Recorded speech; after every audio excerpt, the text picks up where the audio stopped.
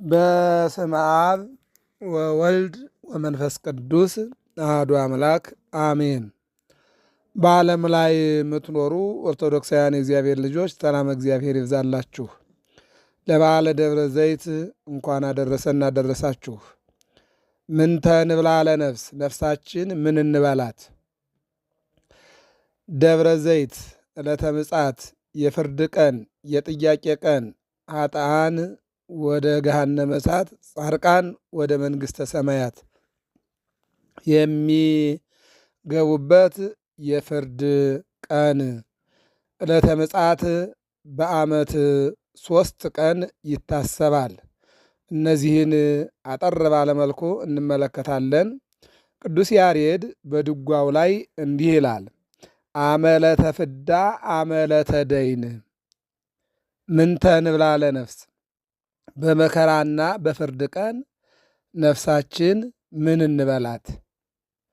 አመለተ እግዚአብሔር፣ የእግዚአብሔር መምጫ ቀን፣ የእግዚአብሔር የፍርድ ቀን ነፍሳችን ምን እንበላት?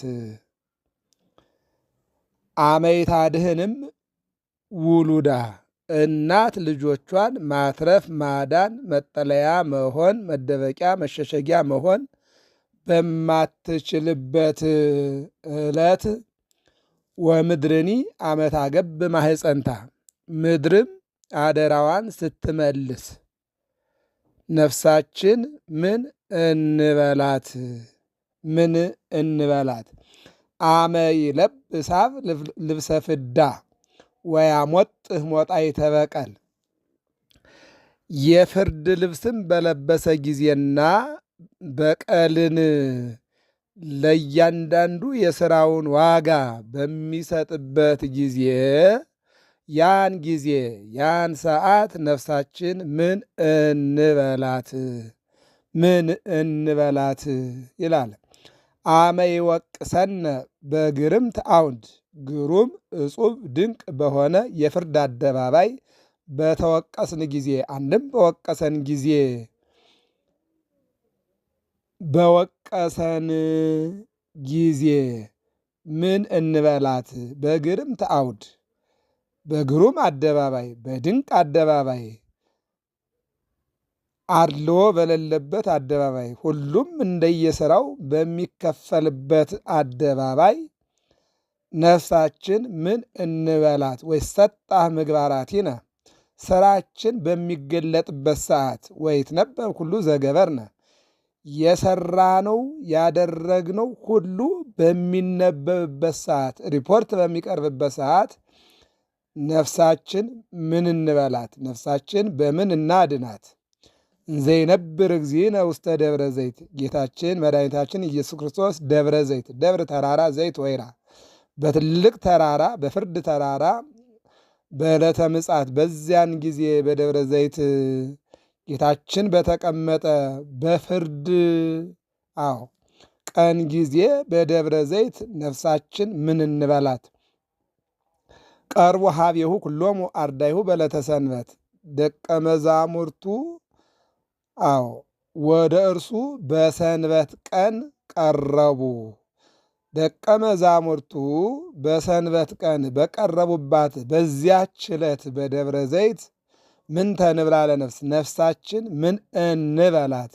እምሄሶ ለሰብ ሶበይ ምህር ነዳየ ወይ ገብር ሰናየ፣ ለሰው ልጅ ድሃውን መርዳት ችግረኛውን ማስታወስ እነሆ በተሻለው ነበርና ይህ መልካም ሥራ በሚገለጥበት ተራራ በደብረ ዘይት ነፍሳችን ምን እንበላት እያለ ኢትዮጵያዊው ቅዱስ ያሬድ የቤተ ክርስቲያን አምዳ ወድዳ ምሰሷ የሆነው ቅዱስ ያሬድ ነፍሳችን ምን እንበላት ይላል።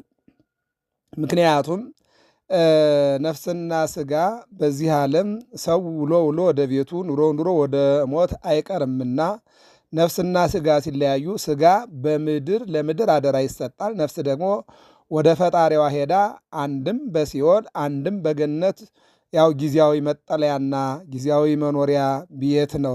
ከዚህ ዓለም ቀጥሎ ጊዜያዊ መጠለያችን አንድም ሲኦል አንድም ደግሞ ገነት ነው። መልካም ለሰሩ ገነት ነው ጊዜያዊ ማረፊያ፣ መጥፎ ለሰሩ ደግሞ ሲኦል ነው ጊዜያዊ ማረፊያ። ስለዚህ ነፍስና ሥጋ ከጊዜያዊ መጠለያቸው ወጠው በአንድ ላይ ሆነው በደብረ ዘይት ጌታ በተቀመጠ ጊዜ ለፍርድና በፍርድ ቀን በቆሙ ጊዜ ነፍሳችን ምን እንበላት? ይህንን ነው ቅዱስ ያሬድ እያለ ያለው። ይህንን እንግዲህ ካል በዓመት 3 ጊዜ የኢትዮጵያ ኦርቶዶክስ ተዋሕዶ ቤተ ክርስቲያን በ365 ቀናት 3 ጊዜ ደብረ ዘይት አንድም 3 ጊዜ ዕለተ ምጽአት እያለች ታስተምራለች። የመጀመሪያው ከታኅሳስ 4 እስከ 6 ያለው ዕለት ደብረ ዘይት ተብሎ ይታሰባል። 4፣ 5፣ 6 እነዚህ በሦስቱ ዕለታቶች አንድም ሦስቱ ዕለታቶች እሁድ ቀን ይሆናሉ። ከሦስቱ አንዱ 4፣ 5፣ 6 በዚህ የጌታ ምጽአት በየዓመቱ ይታወሳል። ቃለ እግዚአብሔሩንም እንመልከተው። በቅዳሴው የሚነበበውና የሚነገረውን ስንመለከት እንደዚህ ብሎ ነው የምናገኘው። አንደኛው ዕለተ ምጽአት ከታኅሳስ 4 እስከ ታኅሳስ 6 ድረስ ነው ይልና በቅዳሴው የሚነበበውም ደግሞ አንደኛ ቆሮንቶስ 15:12 ላይ ሁሉም በአዳም እንደሚሞቱ እንዲሁ በሁለተኛው አዳም በክርስቶስ ሕያዋን ይሆናሉ ይላል። ሮሜ 5:12 ላይም በአንዱ አዳም ምክንያት ሞት ወደዚህ ዓለም መጣ፣ አንድም ወደዚህ ዓለም ገባ፣ በዳግማዊ አዳም በመድኃኔ ዓለም ሕይወት ተገኘ ይላል። ይህን ነው የሚናገረው። ሁለተኛው ደግሞ የሚያነበው ደግሞ አዲስ ሰማይና አዲስ ምድር እንደ ተስፋ ቃሉ እንጠብቃለን ይላል ቅዱስ ጴጥሮስ በአንደኛ ጴጥሮስ 3:10 ላይ አዲስ ሰማይና አዲስ ምድር እንደ ተስፋ ቃሉ እንጠብቃለን። አዎ እንጠብቃለን አለ። ማን ነው? የእግዚአብሔር መንግሥት። ክርስቲያን ማን ፈጠረ ሲባል ሥላሴ። ዜግነት ምንድን ነው ሲባል ክርስቲያን። ሀገርህ በየት ነው ሲባል በሰማይ። ስለዚህ በዓለም ላይ ስንመሰክረው ስንናገረው የነበረውን ያንን አዲስ ሰማይና አዲስ ምድር የተማርነውን እንደ ተስፋ ቃሉ እንደተማርነው እንደተረዳነው እንዳአመንነው እንጠብቃለን ይላል። ሌላው የሐዋርያት ሥራ ምዕራፍ 20 ቁጥር 28 ላይ እንደዚህ ይላል፣ ለመንጋውና ለራሳችሁ ተጠንቀቁ ይላል። እግዚአብሔር ጳጳሳት፣ ሊቃነ ጳጳሳት፣ ኤጲስቆጶሳት፣ ቆሞሳት፣ መምህራን፣ ሰባክያን፣ ካህናት፣ ዲያቆናት አድርጎ ምዕመናንን እንድጠብቁ መንጋችሁን በስርዓት እንድጠብቁ ሾሟችኋል። ስለዚህ ለተሾማችሁበትና ለተሰጣችሁ አደራ ብቁዎቹ ናችሁ እንድጠብቁ ለመንጋውና ለራሳችሁ ተጠንቀቁ ይላል ሐዋርያው ሉቃስ በምዕራፍ 20 ቁጥር 28 የሐዋርያት ሥራ ማለት ነው። ሌላው መዝሙረኛው ልበ አምላክ ዳዊት በ131:15 ቁጥር ላይ በምስባኩ ነው ለነዳያን ያኒ አጸግቦሙ ወለካህናት ያኒ አለብሶሙ ሕይወት የሚለው ምስባክ ድሃዎችን አጠግባለሁ፣ አስደስታለሁ፣ ጻርቃን ደስታ ያደርጋሉ፣ ካህናትንም የብርሃን ልብስ አለብሳቸዋለሁ የሚለውን ቃለ እግዚአብሔር ይሄ ቀን ዕለተ ምጽአት የጻርቃን ቀናቸው ነው። ወጻርቃኒሃኒ ትፍሥሕተ ይትፌስሑ ጻርቃን ፍጹም ደስታ ይደሰታሉ። ለምን? በዚህ ዓለም ላይ ጾመው ጸልየው መጽውተው እግዚአብሔርን አክብረው ትእዛዝ ጠብቀው ሕግ ፈጽመው የኖሩ ጻርቃን እንደ እግዚአብሔር ፈቃድ አንድም እንደ ፈቃድ እግዚአብሔር የኖሩ ጻርቃን ይልቁንም ደግሞ በእግዚአብሔር አምነውና ተማምነው የኖሩ ጻርቃን ፍጹም የሆነ ደስታ ይደሰታሉ። እንደገና ደግሞ እግዚአብሔርን ያገለገሉ ካህናት የክብር ልብስ ይለብሳሉ የሚለውን ምስባክ ይሰበካል በመጀመሪያው ምጽአት ማለት ነው። ወንጌሉ ደግሞ ሉቃስ 12 ቁጥር 23 ላይ እንዲህ ይላል፣ መንግሥትን እንዲሰጣችሁ የአባታችሁ በጎ ፈቃድ ነው፣ አትፍሩ ይላል። መንግሥትን የትኛውን? የእግዚአብሔር መንግሥት። የእግዚአብሔር መንግሥት ሊሰጣችሁ የአባታችሁ በጎ ፈቃድ ነው እና አትፍሩ።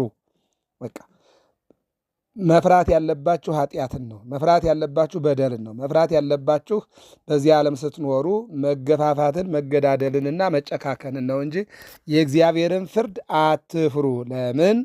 በጎ ስራችሁን አይቶ መልካም ስራችሁን አይቶ መልካም ኑሯችሁን አይቶ ፍቅራችሁን፣ ይቅርታችሁን፣ በጎነታችሁን አይቶ እውነተኛው ፈራጅ እግዚአብሔር፣ እውነተኛው ወሳኝ እግዚአብሔር፣ እውነተኛው ዳኛ እግዚአብሔር መንግስቱን ሊያወርሳችሁ በጎ ፈቃዱ ነውና አትፍሩ። ይፈረድብኝ ይሆን ይፈረድልኝ ይሆን ብላችሁ አትፍሩ። ወደ ዓለም ዳኛ ስትሄዱ ወይ ይፈረድልኛል ወይ ይፈረድብኛል ብላችሁ ልትፈሩ ግድ ይላል። ሰው ነውና፣ ሰው ናችሁና። እግዚአብሔር ግን በለዓም እንደተናገረው እግዚአብሔር ሰው አይደለም፣ አያዳላም፣ አይዋሽም እንዳለው እግዚአብሔር ፍጹም አምላክ ስለሆነ እንደ ሥራ ስለሚከፍል አትፍሩ። ይፈረድብኛል ይፈረድልኛል ብላችሁ አትፍሩ፣ ይልቁንም ስራችሁን እያያችሁ ሄዱ የሚል ነገር ነው። ይሄ እንግዲህ የመጀመሪያው ከታኅሳስ 4 እስከ ታኅሳስ 6 ያለው ዕለተ ምጽአት በዓመት አንድ ጊዜ በዚህ ይታሰባል። ዕለተ ምጽአት በዚህ ጊዜ 4፣ 5፣ 6 ጌታ እንደሚመጣና ለሁሉም እንደየሥራው እንደሚፈርድ ይችን ቀን አውቀን የመጀመሪያው ዕለተ ምጽአት የሚባለው ይሄ እንደሆነ እንድናውቀው ያስፈልጋል ማለት ነው። ሁለተኛው ዕለተ ምጽአት አንድም ደብረ ዘይት የተባለው ደግሞ መጋቢት ላይ ያለው ነው። ይሄ ወቅት ደግሞ ትልቁ ነው። ምክንያቱም መድኃኔ ዓለም መጋቢት 29 ቀን ዓለምን ፈጥሮታል። መጋቢት 29 ቀን እንደገና ዓለሙን ለማዳን ተጸንሷል ማለት ነውና ስለዚህ መተርጉማን አባቶቻችን መዝሙር 49 ቁጥር 2 ላይ እግዚአብሔር እሰ ገሃደ ይመጽእ፣ እግዚአብሔር አምላክነ ገሃደ ይመጽእ፣ እግዚአብሔር ግልጡኖ ይመጣል ዝም አይልም የሚለውን አንደኛ ዓለምን ለመፍጠር ይመጣል አሉ፣ ፈጠረ።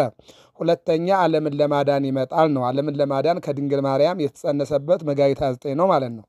ቀጣዩ ደግሞ በክበበ ትስብእት በግርማ መለኮት ለውሳኔ ወይም ደግሞ ለፍርድ ይመጣል የሚለውን በሦስት አይነት መልኩ እግዚአብሔር ይመጣል የሚለውን ተናግረውታል። በሌላ መልኩ ደግሞ ከ430 ዘመን በኋላ 600 ሺህ እስራኤላውያን 70 ነፍስ ሆነው ወደ ግብፅ የወረዱትን ሊያድናቸው በበጎ ፈቃዱ በሙሴ አማካኝነት በቅዱስ ሚካኤል በአሮን በኢያሱ አማካኝነት ይመጣል ነው።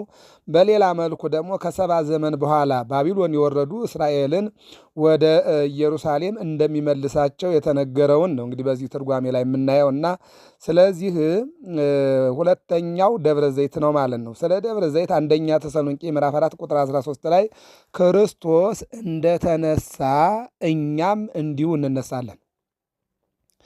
የምናመልከው አምላክ ፈጣሪያችን መድኃኒታችን እኛን ለማዳን ወደዚህ ዓለም የመጣው የእኛን መከራ የተቀበለው በእኛ ምክንያት የሞተው በእኛ ምክንያት መከራን ያስተናገደው በአንደበቱ ኃጢአት ያልተገኘበት አምላክ በመቃብር አድሮ በሦስተኛው ቀን የበኩረ ትንሣኤ ሆኖ እንደተነሳ እንደ አምላካችን እንዲሁ እንነሳለን ይላል።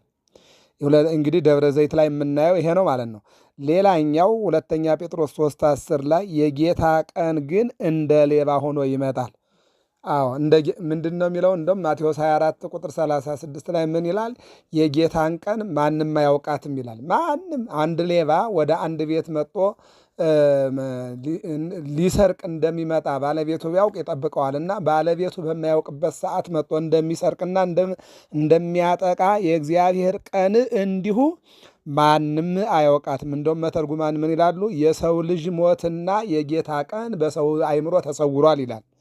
ሰው የሚሞትበትን ቀን አያውቅምና የጌታ ቀንም እንደዚሁ መቼ እንደምትመጣ ዕለተ ምጽአት የሰው ልጆች እንዳያውቁ ከሰው ልጆች አእምሮ በላይ እንደሆነ እግዚአብሔር አስቀምጦታል ብለው መተርጉማን ይናገራሉ ማለት ነው። እና የጌታ ቀን ግን እንደ ሌባ ሆኖ ይመጣል ይላል። ሌላኛው የሐዋርያት ሥራ ምዕራፍ 24 ቁጥር 15 ላይ ክፉዎችም ተላላፊዎችም ወንበዴዎችም ይሁኑ ማንኛውም በጎዎችም ሕግ ያከበሩም ሕግ ያላከበሩም ያጠፉም ያላጠፉም ለጥያቄ በዕለተ ምጽአት ይነሳሉ ይላል። መጥፎ የሰራውም ለመጥፎ ጥያቄ፣ መልካም የሰራውም ለመልካም ጥያቄ ሁሉም ይነሳሉ። ሳይነሳ የሚቀር የለም። ጅብ የበላው፣ አውሬ የበላው፣ ውሃ የወሰደው፣ እሳት ያቃጠለው፣ በመኪና አደጋ የሞተ፣ በተስተካከለ አልጋ ላይ የሞተ ሁሉም ይነሳል። በደለኛውም ኃጢአተኛውም መልካሙም ሁሉም ይነሳሉ ነው የሚለው ሐዋርያት ሥራ። ሌላኛው መዝሙር ያው ነው፣ መልሶ ነው የሚደግመው። ክርስቶስ በግልጥ ይመጣል ይልና መዝሙር 49 ቁጥር 2 ላይ ክርስቶስ እንደሚመጣ ዝም እንደማይል እንደማይቀር ይናገራል ማለት ነው።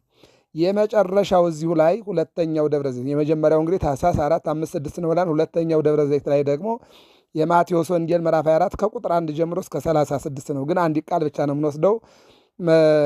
ማቴዎስ 24 20 ላይ ምን ይላል? ሽሽታችሁ በሰንበትና በክረምት አይሁን፣ በሰንበት ሰው እስከሚደክም ድረስ እንዳይጓዝ መጽሐፍ ቅዱስ ይናገራል።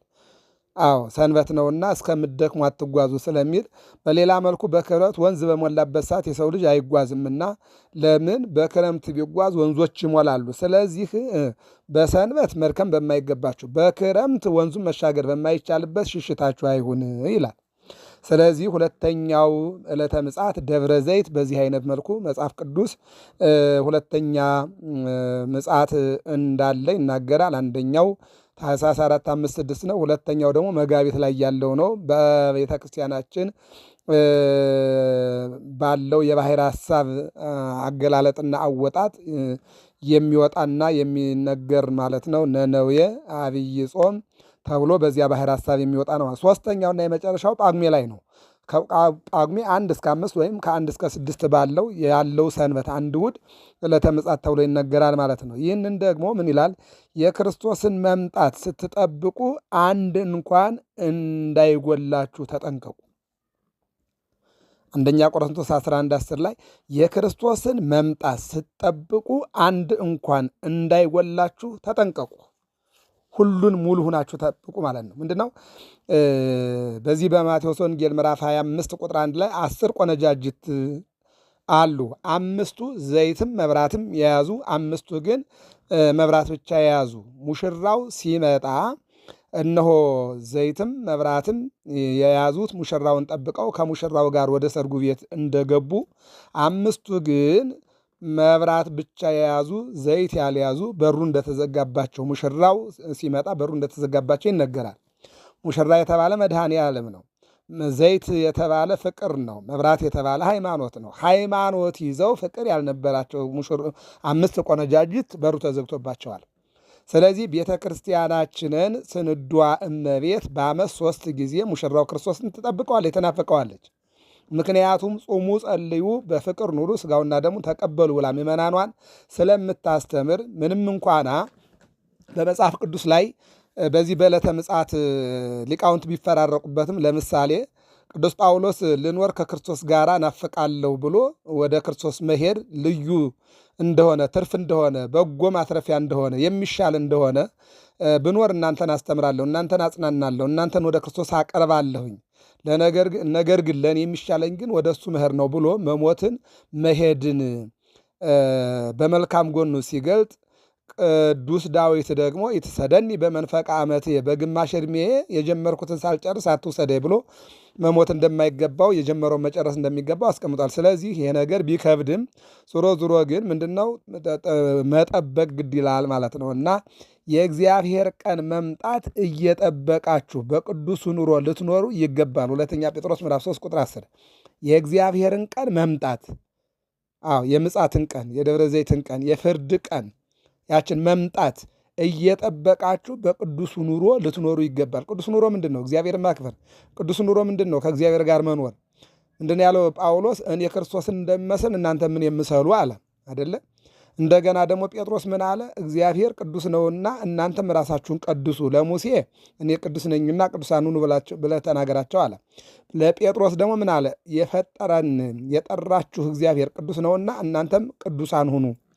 ስለዚህ ቅዱሳን ማለት እንደ እግዚአብሔር ፈቃድ መኖር ነው ማለት ነው። እንደ እግዚአብሔር ፈቃድ መለየት፣ ከዓለም መለየት፣ ለበጎ ስራ ራስን ማዘጋጀት ማለት ነው። ስለዚህ በዚህ ኑሮ ሆናችሁ ክርስቶስን ጠብቁት።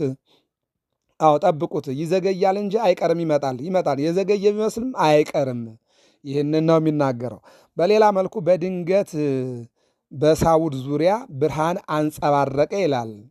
ሳውል የሐዋርያት ሥራ ምዕራፍ 9 ነው። ቤተክርስቲያን ሊያቃጥል፣ አገልጋዮችን ሊገድል፣ መጻሕፍትን ሊያቆነጻጽር በሚጓዝበት ሰዓት ፈቃድ አውጥቶ የእግዚአብሔር ምሕረት ነው። መጀመሪያው መዓት ነው። ባይመለስ ኖሮ መዓት ነው።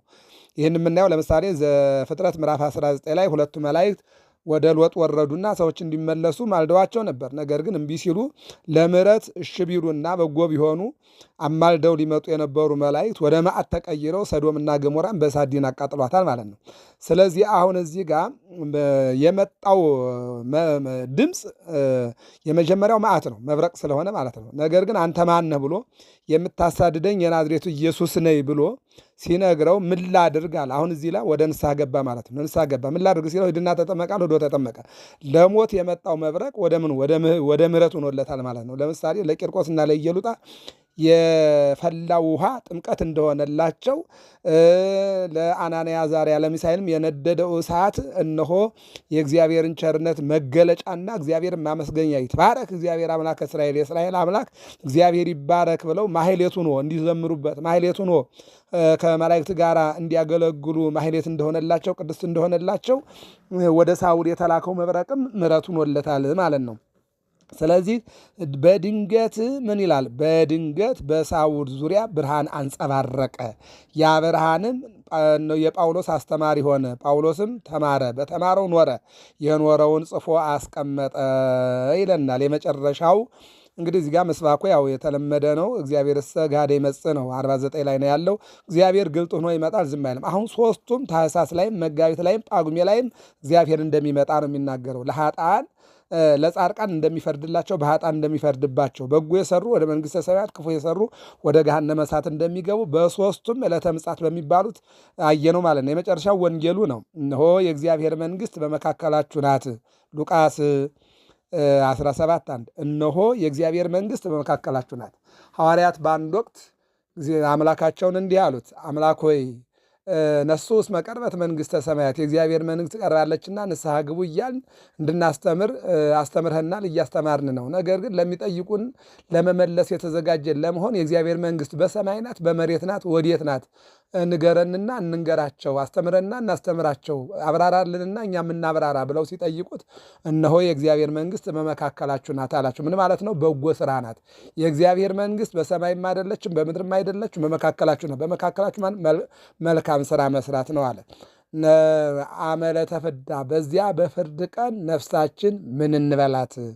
በጎ ስራ ሰርተን ነፍሳችንን ወደ መንግሥተ እግዚአብሔር እንድትገባ በበጎ ስራ እንጋብዛት።